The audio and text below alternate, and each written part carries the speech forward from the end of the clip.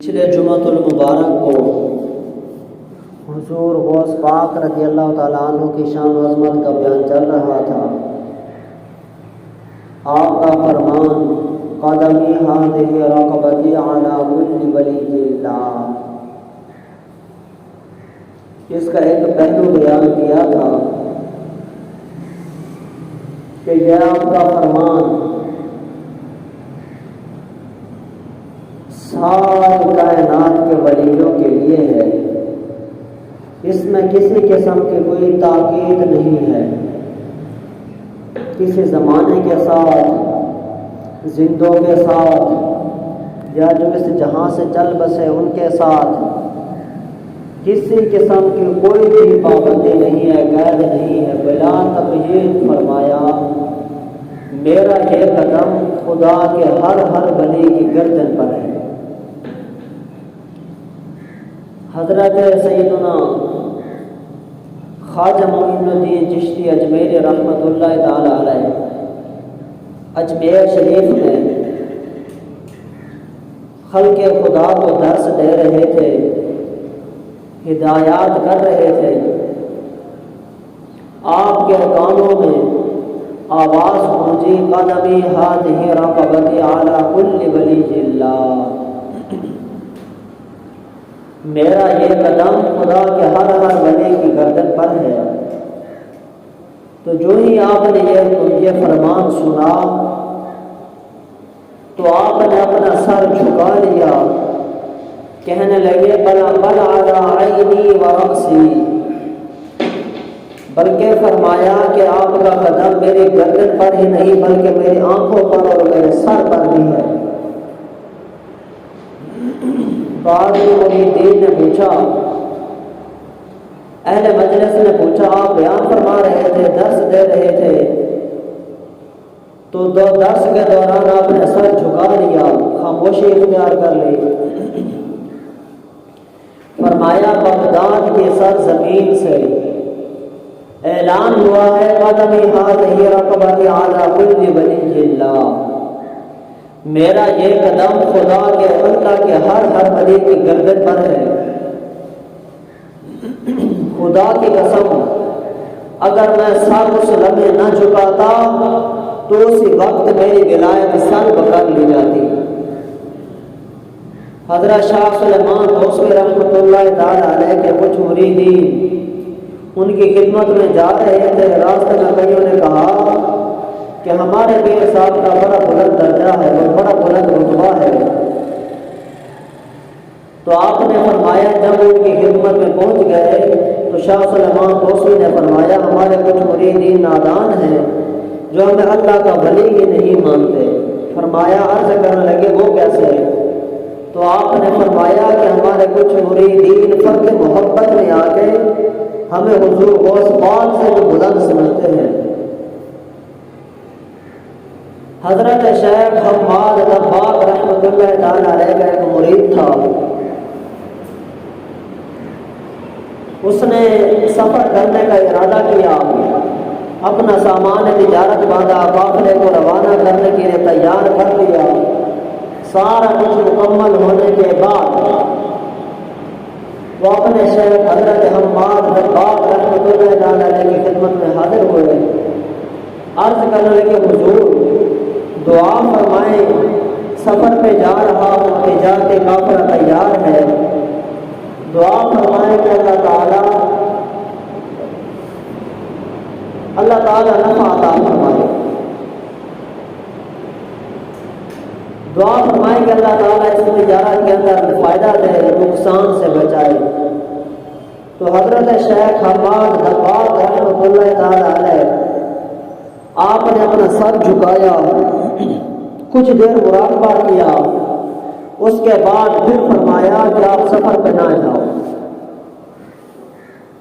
سفر پہ نہ جاؤ، نقصان ہوگا، لٹ جاؤ گے، مارے جاؤ گے۔ بندہ ہے دل پہ دنیا داری غالب آ گئی، ادھر تجارتی سفر کے لیے قافلہ بھی تیار ہے، اب فقط دعا کروانی اور چل پڑنا ہے۔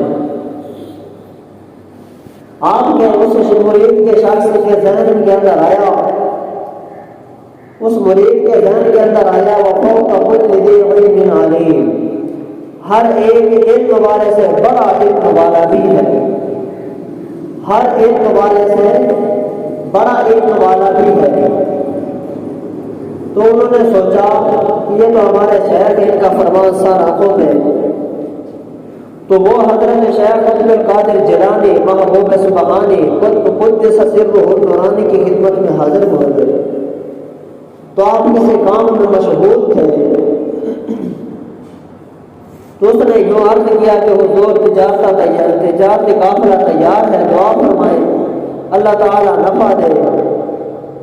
تو آپ نے بغیر ارادی طور پہ نہ سوچ بچار کیا، بغیر ایسے ہی فرما دیا کہ جب اللہ تعالیٰ نفع دے گا، اللہ تعالیٰ تمہارے کاروبار میں برکت دے گا۔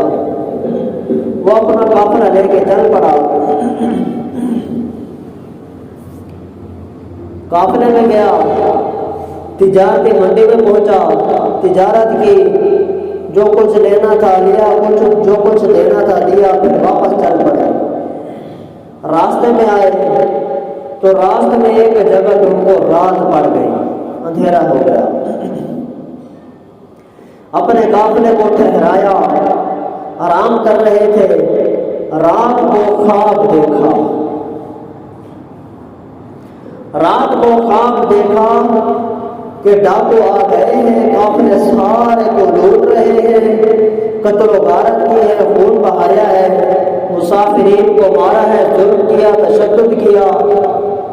اب وہ شخص جو خواب دیکھ رہا تھا، تجارتی قافلے کا مالک جو تھا، جب اس نے یہ صورتحال دیکھی، خواب دیکھ رہا تھا کہ اس نے سارے قافلے کو مارا، لوٹا، مال چھین لیا، تشدد کیا، تو اب اس کے بعد وہ اس مالک کے پاس گئے تو اس کو مارنے لگے اور اس کے اوپر تشدد کرنے لگے۔ وہ دیکھ تو خواب ہی رہا تھا، جو ہی وہ اس کی طرف لپکے تو اسی وقت اس کی آنکھ کھل گئی، خواب سے بیدار ہو گیا، نیند سے اٹھا تو خدا کا شکر ادا کرنے لگا، مولا تیرا شکر ہے کہ خواب تھا، اصل میں حقیقت نہ تھی۔ بالعموم بندہ خواب دیکھ رہا ہوتا ہے، جب کسی شے کا نفع مل رہا ہو تو پھر خواب سے جب آنکھ کھلتی ہے تو کہتا ہے کہ افسوس کہ وہ خواب تھا، حقیقت نہ تھی۔ اور اس طرح بالعموم جب بندہ کوئی خواب دیکھ رہا ہو، کوئی نقصان ہو رہا ہوتا ہے، لٹ رہا ہوتا ہے یا کوئی چیز چھین گئی ہوتی ہے، تو پھر جب خواب سے نیند سے بیدار ہوتا ہے تو کہتا ہے کہ شکر ہے خدا کا کہ یہ خواب تھا، اصل حقیقت نہ تھی۔ وہ خواب سے بیدار ہوا تو خدا کا شکر ادا کرنے لگا، مولا یہ خواب تھا، اصل حقیقت نہ تھی۔ تو پھر وہ اپنا تجارت قافلہ صبح لے کے واپس آیا اپنے شہر میں۔ جو ہی شہر میں پہنچا تو اپنے تحفے تحائف لے کے اپنے شیخ حضرت حماد دباغ رحمۃ اللہ تعالی علیہ کی خدمت میں حاضر ہو گیا۔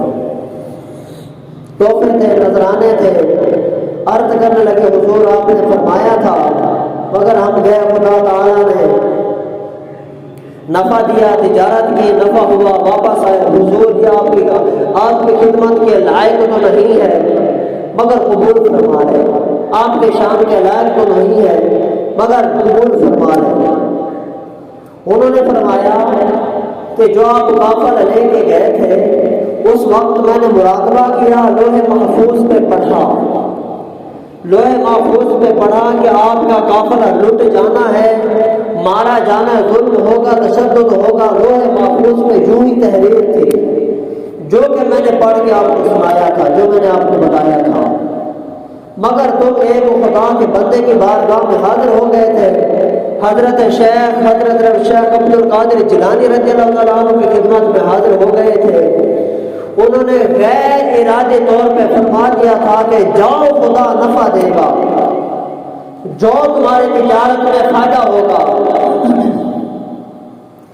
مگر جو ہی ان کی زبان سے یہ الفاظ ادا ہوئے تو خدا تعالیٰ نے وہ جو تمہارے اس فیصلے میں، تمہاری تقدیر میں لکھا تھا کہ نقصان ہوگا، خدا تعالیٰ نے اس نقصان کو مٹا کے فائدے کے اندر منتقل کر دیا۔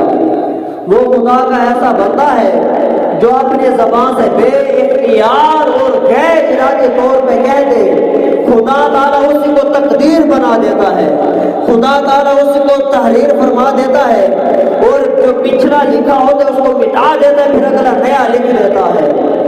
جو انہوں نے فرمایا وہ بھی حق ہے، جو میں نے بتایا تھا وہ بھی حق ہے، مگر رب تعالیٰ اپنے ولی بندوں کی زبان سے ادا کیا ہوا حرف کو واپس نہیں لیتا۔ خدا تعالیٰ ان کی زبان سے ادا کیا ہوئے حرف کو، ادا کو، لفظ کو موڑتا نہیں ہے، جو وہ اپنی زبان سے کہہ دیتے خدا تعالیٰ وہی تقدیر بنا دیتا ہے۔ یمحو اللہ ما یشاء ویثبت وعندہ ام الکتاب۔ اللہ تعالیٰ مٹا دیتا ہے جو چاہتا ہے، اور وہ لکھ دیتا ہے جو چاہتا ہے۔ وعندہ ام الکتاب، اسی کے پاس لوح محفوظ ہے۔ ہمارا اور آپ کا لکھنے کا مقصد کیا ہوتا ہے؟ ہم کسی شے کو تحریر کرتے ہیں، لکھتے ہیں، تو لکھنے کا کیا مقصد ہوتا ہے؟ یہی ہوتا ہے کہ جو کچھ یہ جو عہد و پیمان ہو رہا ہے پختہ ہو جائے، اس کے اوپر یقین کامل ہو جائے، سامنے والے کو، محرر کو بھی اور سامنے والے کو بھی یقین ہو جائے، وہ دونوں اس بات پر گواہ ہو جائے کہ اس وقت یہ واقعہ وقوع پذیر ہوا تھا، تاکہ نہ اس کو انکار بعد میں رہے اور نہ مجھے کسی قسم کی کوئی حجت رہے۔ جو کچھ ہے وہی اس وقت لکھ دیا۔ لکھنے کا مقصد یہ ہوتا ہے، پھر ہم اس لکھے ہوئے کے اندر کسی قسم کی پھر جو لکھ لیا، پھر تاکہ وہ بات میں بھولے نہ، جو کچھ لکھ لیا وہ محفوظ ہو گیا۔ اب بندہ بھول بھی جائے تو لکھا ہوا تو ہے، اور پھر جو بندہ لکھتا ہے تو اگر لکھائی کے دوران اگر وہ محرر غلط لکھ دے، ہم جب لکھے تو غلط لکھ دے تو پھر اس کو مٹا دیتے ہیں، اپنے لکھے کو مٹا دیتے ہیں۔ ہمارے اختیار ہے، ہماری کاپی ہے، ہمارے ہاتھ میں قلم ہے، غلطی ہوگی تو اس کو مٹا دیا۔ ہمارا منصب تو یہ ہے کہ جب کوئی غلطی کرتے ہیں تو پھر اس کو مٹا دیتے ہیں، اور جو لکھتے ہیں تو لکھنے کا مقصد یہ ہوتا ہے کہ وہ چیز محفوظ ہو جائے، دونوں اسی بات پہ گواہ بن جائیں۔ اب خدا تعالیٰ تو جو لکھتا ہے نہ تو وہ کان رب کا نصیب، ماں کان رب کا نصیبہ، تمہارا رب تو بھول چوک سے پاک ہے، وہ تو کسی قسم کی کوئی بھول چوک سے نہیں کر سکتا، اس سے کوئی بھول چوک نہیں ہو سکتی۔ وہ بھول چوک سے پاک ہونے کے باوجود پھر وہ کیوں تحریر کرتا ہے؟ پھر جب اس نے تحریر کر دیا، بھول چوک سے پاک تھا، تو پھر بھول چوک پاک ہونے کے باوجود وہ تحریر فرما دیتا ہے۔ پھر جب اس نے تحریر کر دیا تو پھر اس تحریر کی لوگوں کو مٹاتا کیوں ہے؟ ہمارا لکھنے کا مقصد اور تھا، خدا تعالیٰ نے لکھا تو اس کا مقصد اور تھا، وہ تو بھول چوک سے پاک ہے۔ پھر وہ جب تحریر کرتا ہے تو پھر وہ تحریر کرنے میں وہ غلطی سے بھی پاک ہے، وہ ہر طرح کی نسیان سے اور خطا سے پاک ہونے کے باوجود پھر وہ کیوں تحریر کرتا ہے؟ ہمارا مقصد اور ہے، اس کا مقصد کیا ہے؟ اس کا مقصد یہ ہے کہ جب اللہ ما یشاء ویثبت وعندہ ام الکتاب، جو وہ چاہتا ہے لکھتا ہے، جو چاہتا ہے مٹاتا ہے، اسی کے پاس لوح محفوظ ہے، وہ مالک ہے، چاہے لکھے چاہے مٹائے۔ تو وہ غلطی سے پاک ہونے کے باوجود پھر بھی وہ مٹا دیتا ہے، اس کی تحریر میں کوئی غلطی نہیں۔ اس کا لکھنے کا مقصد یہ ہوتا ہے کہ خدا تعالیٰ نے اپنے محبوب بندوں کے لیے وہ لوح محفوظ لکھی، اپنے علم ازلی سے جانا اور اس کو لکھ دیا، اور جب اس نے لکھ دیا تو پھر جب خدا کے بندے کسی شے کا ارادہ کرتے ہیں، جو خدا تعالیٰ پر حجت بناتے، حجت قائم کرتے ہیں، جو خدا کے بندے اس کے اندر فنا ہو جاتے ہیں، وہ اپنی زبان سے جو کچھ کہتے جاتے خدا تعالیٰ وہی تقدیر بناتا جاتا ہے۔ وہ اپنے بندوں کے لیے لکھتا بھی ہے اور اپنے ہی بندوں کے لیے مٹاتا ہے۔ وہ اپنے لیے نہ لکھتا ہے اور نہ ہی مٹاتا ہے، کیونکہ وہ لکھے بھول چوک سے پاک ہے، وہ مٹائے وہ خطا سے اور غلطی سے پاک ہے۔ وہ لکھتا ہے تو اپنے بندوں کے لیے لکھتا ہے، وہ مٹاتا ہے تو اپنے بندوں کے لیے مٹاتا ہے۔ وہ جو کچھ بھی کرتا خدا اپنے بندوں کے لیے ہی کرتا ہے۔ اس لیے حضور سیدنا شیخ عبد القادر جیلانی رضی اللہ تعالیٰ عنہ جس کے بارے میں جو فرما دیتے تھے ارادی طور پہ یا غیر ارادی طور پہ، خدا تعالیٰ اسی کو بیان فرما رہے تھے بغداد کی جامع مسجد میں، ایک چڑیا آئی اور اوپر آ کے پھڑ پھڑانے لگی، آوازیں دینے لگی، تو آپ نے فرمایا ما فعل اللہ قد اللہ لکا، اے وہ چیز تجھے کیا ہے کہ تو ساری مجلس کو بےتاب کر رہی ہے، ساری مجلس کی توجہ کو خراب کر رہی ہے، خدا تعالیٰ تیری گردن کو مارے، خدا تیری گردن کو کاٹے تو کیوں ساری مجلس کی توجہ خراب کر رہی ہے؟ بس جو ہی آپ نے اپنی زبان سے یہ لفظ ادا کیا تو اسی وقت اس کی چڑیا کی گردن کٹی اور زمین پہ گر گئی۔ پھر جب آپ اپنے درس و بیان سے فارغ ہوئے تو درس و بیان سے فارغ ہونے کے بعد لوگوں سے پوچھا یہ کیا ہے؟ فرمایا یہ چڑیا ہے۔ کیا ہوا؟ فرمایا آپ نے غیر ارادی طور پہ بغیر توجہ فرمائے کہہ دیا تھا کہ خدا تیری گردن مارے، اسی وقت اس کی گردن کٹی اور زمین پہ گر گئی۔ تو آپ نے فرمایا اے چڑیا خدا کے حکم سے اڑ کے چلی جا، زندہ ہو جا اور چلی جا۔ وہ چڑیا اسی وقت زندہ ہوئی اور چلی گئی۔ جب اس کے تو اوپر غیر ارادی طور پہ غیر توجہ کے طور پہ نگاہ ڈالی تو اس کی گردن کاٹ دی، پھر جب اس کے اوپر ارادی طور پہ توجہ ڈالی تو اس کو پھر زندگی عطا کر دی، اور فرمایا کہ تجھے ادب سکھانا مقصود تھا، تجھے مارنا مقصود نہ تھا، تجھے ادب سکھانا مقصود تھا، تجھے مارنا مقصود نہ تھا۔ اس لیے خدا کے بندے، پھر آپ ایک بار تحریر فرما رہے تھے، اوپر سے چوہی تھی، چوہا تھا، وہ کوئی شکیر کو کاٹ رہا تھا، چوہا نیچے آ رہا تھا، آپ کی تحریر میں خلل پڑ رہا تھا، تو آپ نے غیر ارادی طور پہ فرمایا کہ خدا تجھے برباد کرے، کیا شاہد تو تنگ کر رہی ہے۔ بس اسی وقت یہ فرمانے کی دیر تھی، آپ کی زبان سے ادا کرنے کی دیر تھی، اسی وقت وہ چوہا مر گیا۔ پھر تھوڑی دیر بعد توجہ فرمائے تو اس کو زندہ کر دیا۔